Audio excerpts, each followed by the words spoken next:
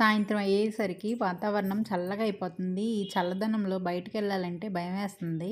హాట్‌గా, స్పైసీగా తినాలనిపించి ఇంట్లోనే ఇలా చిల్లీ చికెన్ చేశాను. చికెన్ తీసుకున్న అందులోకి half spoon salt, half spoon కారం, హాఫ్ స్పూను అల్లం వెల్లుల్లి పేస్ట్, అలాగే ఎగ్ వైట్ వరకే తీసుకున్నాను. ఇవి కలిపేసుకున్నాను. కలుపుకొని ఇందులోకి 2 స్పూన్స్ దాకా కార్న్ ఫ్లోర్ కలుపుకోవాలి.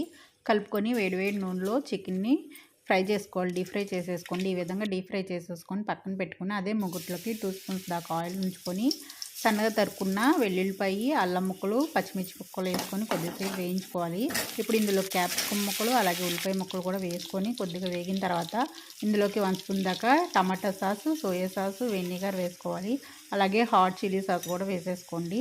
మీ దగ్గర లేకపోయినా చిల్లీ సాస్ వేసేసుకొని ఇలా కలుపుకొని 1 స్పూన్ దాకా కార్న్ ఫ్లోర్లో వాటర్ కలుపుకొని ఇలా పోసుకొని చికెన్ వేసేసుకొని అందులోకి వేయించుకున్న నువ్వులు అలాగే కొత్తిమీర వేసుకొని కలుపుకుంటే వేడి వేడి చిల్లీ చికెన్ రెడీ.